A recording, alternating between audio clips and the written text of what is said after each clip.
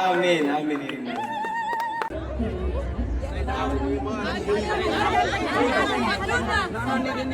አሁን ሉላ ገዙም ይሄን ነገር ፖስት አድርጋለች። ውድ ወዳጆቼ ከፊንቴክ ኢንቨስትመንት ፒኤልሲ ጋር ሉላ ገዙ በዚህ ሰዓት ብዙዎችን እያነጋገረች ትገኛለች። ብዙዎችን በማህበራዊ ሚዲያ ላይ አድናቆትን እየቸሯት ይገኛል። ሰላም ሰላም ክቡራትና ክቡራን ውዴ ቻናሌ ቤተሰቦች እንዴት ከረማችሁ? ዛሬ የምንወያየው በእነዚህ በአዳዲስ ቪዲዮዎች ዙሪያ ነው። እንግዲህ ቪዲዮዎቹን ካያችሁና ከተመለከታችሁ በኋላ ላይክ፣ ሰብስክራይብ፣ ኮሜንት ማድረጋችሁን እንዳትረሱ። ቀጥታ ወደ ቪዲዮዎቹ እናልፋለን። ይህ ያፌት ኢንተርቴይንመንት ነው። ሰሞኑን እንግዲህ የአዶናይ የተጠበቀው ፕሮግራም በጥሩ ነገር መጠናቀቁን ተመልክተናል፣ አይተናል። በዚህ ጉዳይ ላይ እንግዲህ አብዛኛውን አድናቆት ተችሯል ወንድማችን አዶናይ። በዚህም ላይ የተለያዩ ሀሳቦች ተሰጥቷል። ፕሮግራሙ ምን ይመስላል የሚለውን አብረን እንመለከታለን ማለት ነው። ጥላቻ ልብ ውስጥ ከገባ ተዳክመሃል ማለት ነው።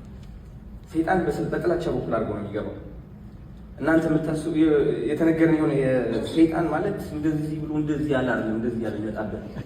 ሰይጣን ማለት ጥላቻ፣ ሰይጣን ማለት ቅናት፣ ሰይጣን ማለት ራስን ዝቅ ማለት፣ ሰይጣን ማለት ውድድር ውስጥ መግባት ማለት ነው።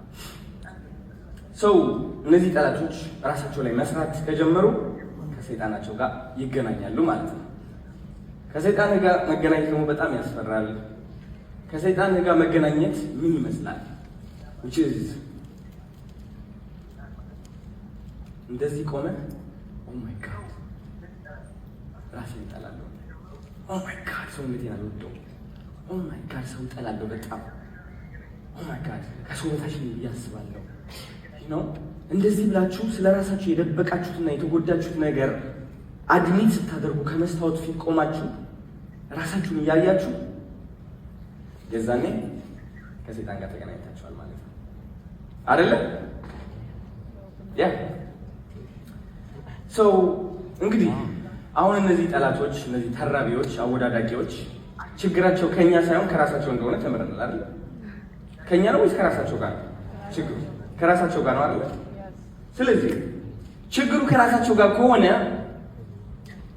እኔ ምን አገባኝ ምትላለሁ እኮ እናታችሁ እንጂ ግን ያያገራ ምን አገባኝ? ስንቱን ብዬ ልቆጣጠረው? ስንቱን ብዬ ላስደስት? ራሳቸው ስንቱን ብዬ ላስደስት?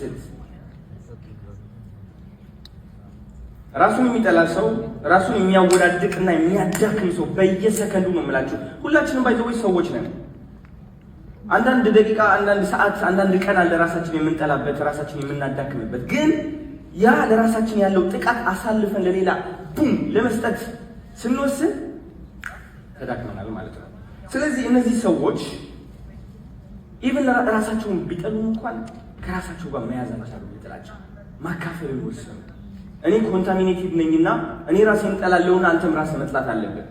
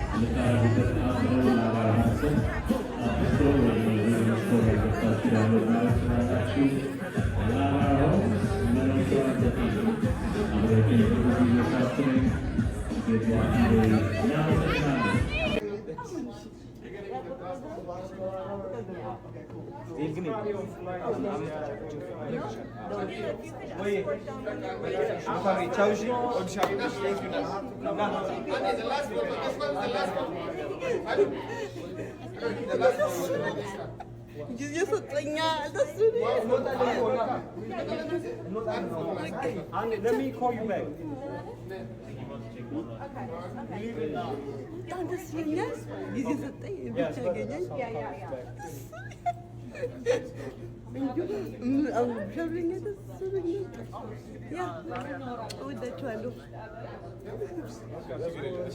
ኦኬ እንግዲህ ዛሬ ያለነው እንግዲህ አብረን የአዶናይ ኢቨንት ላይ ከነበሩ ሰዎች መሃል ከክብር እንግዶች መሃል ዜማ አለች። እስቲ ፕሮግራሙ እንዴት ነበር? እስቲ ስለ ፕሮግራሙ። በጣም ኢንስፒሬሽናል ብለስድ በቃ you can tell the God is with him and to bring us all here together to be motivated by his words, by his actions.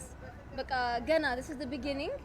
እንጠብቀዋለን አሜሪካ በሙሉ ዓለም በሙሉ እንዲዞር ከያሬድ ጋር I'm sure. ለሰላም ያደረሰን. We're so proud of you guys.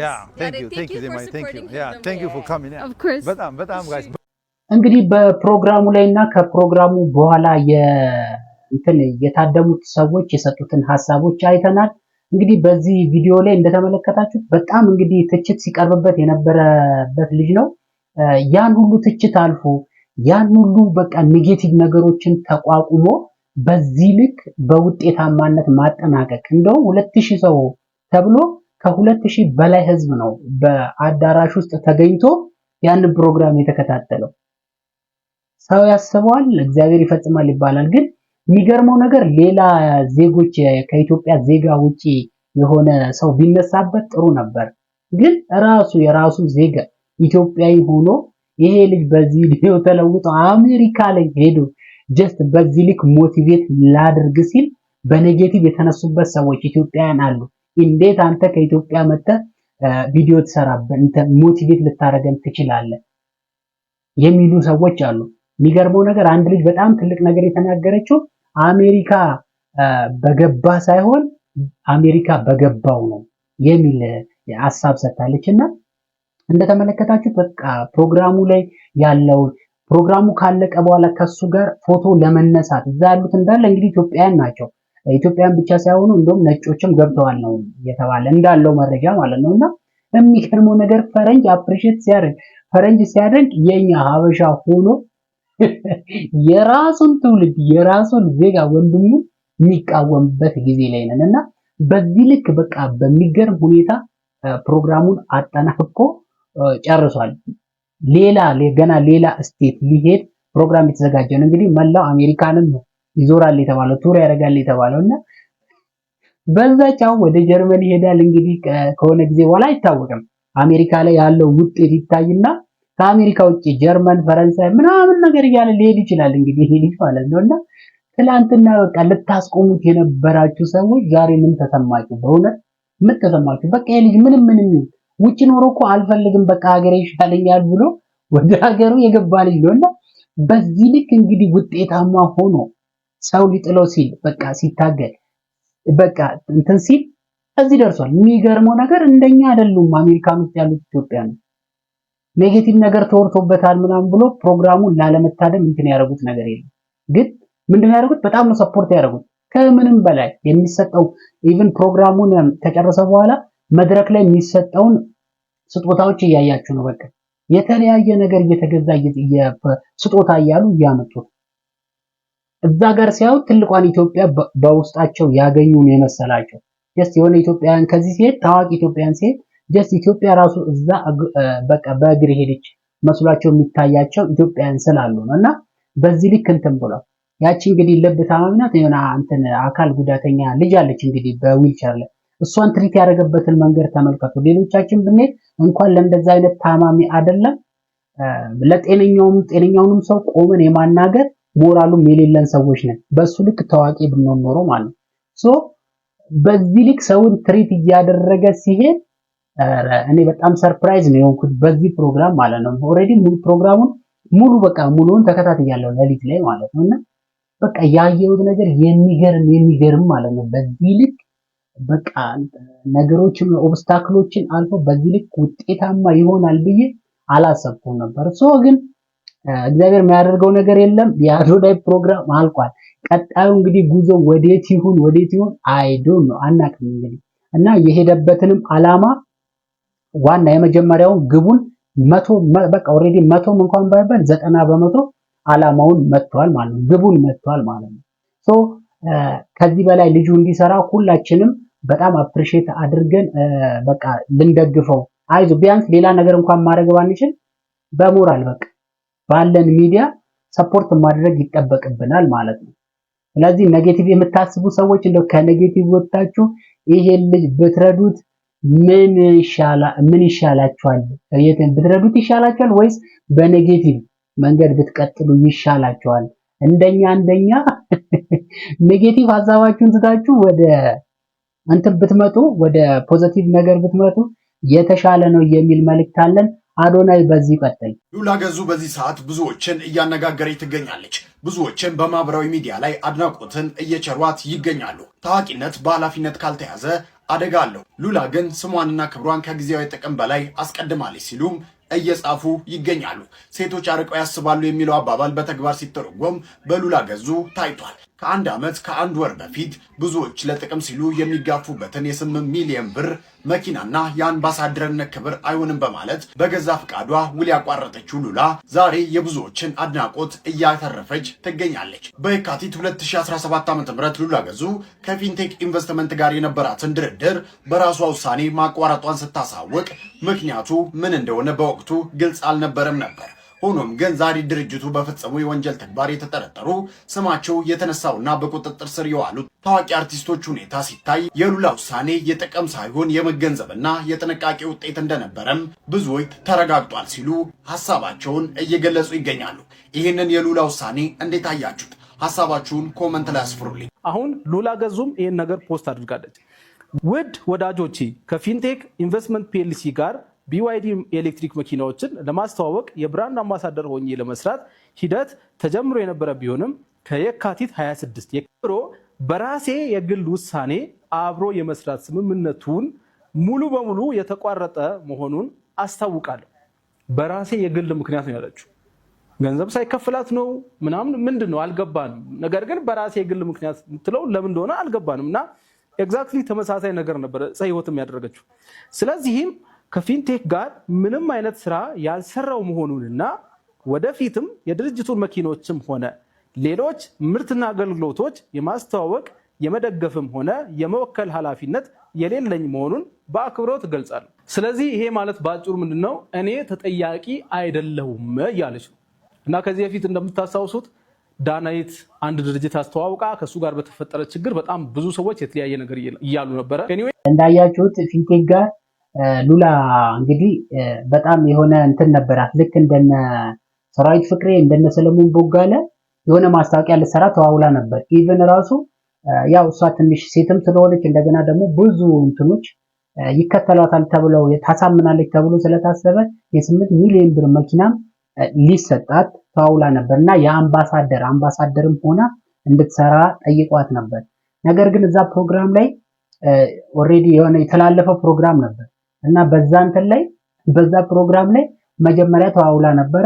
ከዛ በኋላ ውሉን አፍርሻለሁ አለች። እሷ እንግዲህ እንዴት ውሉን በዛን ሰዓት እንግዲህ አልተቀበለችም። የተቀበለችውም ብር የለም፣ መኪናውንም አልተቀበለችም። በራሴ ምክንያት ባለፈው የተዋዋልኩትን ውል አፍርሻለሁ ነው ያለችው። ከዛ እና አዳሜ እነ ሰለሞን ቦጋለ እና አልቃሻዎቹ ሄደው ሙለጭ እሳት ውስጥ እነ ሰራዊት ፍቅሬ እነ ይገረም ደጀኔ አይታችኋል እንግዲህ በባለፈው በተሰራው ቪዲዮ። እንደገና ደግሞ የተለያዩ ዜናዎችንም ስለሰማችሁ መድገም አያስፈልግም እዚህ ላይ ማለት ነው። አንዳንዴ ከእንደዚህ ያነሳው ህሊና ይፈርዳል። ከህሊና ተጠያቂ ከመሆን ስጋን አብልጦ ነፍስን ተጠያቂ ከማድረግ እንደዚህ አይነት ነገሮች ሲመጡ ቀድሞ ለምን ይሄ ሁሉ ገንዘብ ተሰጠን፣ ለምን ይሄ ሁሉ ነገር ሊደረግልኝ ቻለ፣ ይሄ ድርጅት ከጀርባው ምን አለ ብሎ መጠየቅ አንድ ነገር ነው። አብዛኛው አርቲስት ደግሞ ምን እንዳደረበት ለገንዘብ ምን አይነት መስዋዕት እንደሚከፍሉ ነው በቃ ምንም ይከብዳል። በሃይማኖት ውስጥ የሚገባሉ፣ በፖለቲካ ውስጥ የሚገባሉ፣ በድርጅት ውስጥ የሚገባሉ። በር አለበት በተባለበት ቦታ ሁሉ የማይቀሩ አርቲስቶች አሉ። ስፔሻሊ አሁን የተለቀሙት ማለት ነው። አሁን የተለቀሙትን ጨምሮ አሉም ደግሞ ያልገቡም አሉ። እንግዲህ መች ይገባሉ የሚሉት የቀሩትም እንሰማለን። ደግሞ የሚመጡ ደግሞ አሉ እና ልክ እንደ ሉላ ገዙ ፕሮግራመር ናት እንግዲህ ኢቢኤስ ላይ ማለት ነውና ቢያንስ ከሷ ትምህርት ብንወስድ ጀስት በቃ ቢያንስ የማገናዘብ ነገር ማስታወቂያ ሲሰራ ይሄ ድርጅት ምንድነው እውቅና አለው ወይ የለውም ወይ የሚለውን ነገር ረጋ ብሎ ሰከን ብሎ ማሰብ ይፈልጋል። እንደው ከመሬት ተነስቶ ብድግ ብሎ ብር አለው ሲባል ዝም ብሎ መግባት እሳት ውስጥ መዘፈቅ አግባብነት የለውም። እንደገና ደግሞ ነገ ከሚመጣብን ተጠያቂነት እናመልጣለን አናመልጥም የሚለው ነገር ሌላ ነው። ስለዚህ አብዛኛው አርቲስት እንዴት የሉላ ገዙን አይነት ህሊና ሊነሳችሁ ይችላል? እንዴት በምን ቢያንስ እንኳን ትንሽ ጊዜ ረጋ ብሎ አንድ ሴት ልጅ ይሄን ያህል ማሰብ ከቻለች ወንዶቹ ምን ነው ማሰብ ተሳናችሁ? ወንዱ ምን ሆኖ ማሰብ ተሳነው? ሰው ቢያንስ እንኳን ረጋ ብሎ በቃ እንዴት የ8 ሚሊዮን ብር መኪና ከመሬት ተነስቶ ሊሰጠኝ ይችላል እኮ ማለት አለበት። እሷ እንዲረጋ ብላ ስታስብ ሌሎቻችሁ ያው ደግሞ አምባሳደርነት ማድረግ ተሰጥቷት ማለት አልፈልግም ማለት እንዲህ ብላ የመለሰችበት እንግዲህ ከጀርባ ወይ የሰማችሁ ነገር ይኖራል፣ የሆነ ነገር በቃ የሚጭበረበር ነገር እንዳለ እሷ መጀመሪያም ታውቋት ሊሆን ይችላል፣ ወይ ደግሞ በራሷ ጉዳይ ዞራ ያጣራቸው ነገር ሊኖር ይችላል። አብዛኞቻችን እንደው ከነዚህ ነገር ሆዳችንን ከምናሰፋ ሆዳችንን ከምናስፈልግ ህሊናችንን ብናስቀድም የህሊና ተጠያቂ ብንሆን የተሻለ ነው። ለዚህ እኮ ነው በቃ ዝም ብሎ ተግበስብሶ የሆነ ነገር ላይ ይወጣና እውቀት ላይ ይመጣል። ከዛ በኋላ ይሄን ህዝብ ሆይ በለው በቃ የህዝብ ገንዘብ ነው የሚሰበሰበው። እናንተ የምታገኙትን ብቻ ነው እንጂ የምታስቡት ህዝብ ላይ ምን ያደጋ ያመጣል፣ ከህዝብ የሚወሰደው ነገር ምንድነው ምናምን ብላችሁ የምታስቡት ነገር አንድም የለም። ቀራችሁ የምትባሉት አርቲስቶች ቢያንስ ረጋ ብላችሁ እንደው ሰከን ብላችሁ የሆነ ነገር አለ ማስታወቂያ አለ ሲባል እንዴት፣ ለምን፣ መቼ፣ ከየት መጣ ምናምን ብሎ መጠየቅ አንድ ነገር ነው። እዚህ ከረባት አድርጎ ቆልፎ የሆነ ነገር ብቻ ሄዶ ገንዘብ እንትን ማለት አይደለም። አሁን ሉላ ያደረገችው ነገር በጣም እኔ በእውነት ነው አፕሽን ያደርጓል። ምንም ቢሆን በቃ እዛ ውስጥ የለችም። መኪናውንም አልወሰደችም፣ አምባሳደርነቱንም አልፈልግም ብላ ከዚህ በፊት ተናግራለች። እሷ ከዚህ በፊት ተናገረች።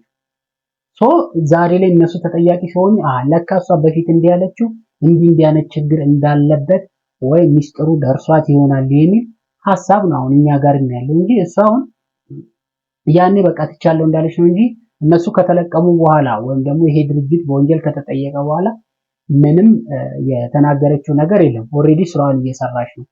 ቀራችሁ የተባላችሁትም አርቲስቶች እንደው የሆነ ነገር ስትጠየቁ ለስራ ስትሄዱ የህሊና ጥያቄ ያስጠይቀናል አያስጠይቀንም የሚለውንም ነገር አብራችሁ እንትን ብትሉ የተሻለ ነው የሚል ሐሳብ ነው ያለኝ።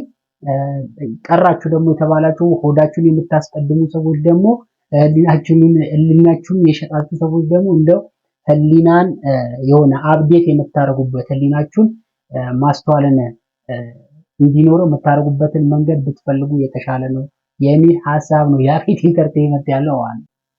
ክቡራትና ክቡራን ውድ የቻናሌ ቤተሰቦች ለዛሬ ይዤላችሁ የመጣሁት ቪዲዮ ይሄን ይመስላል።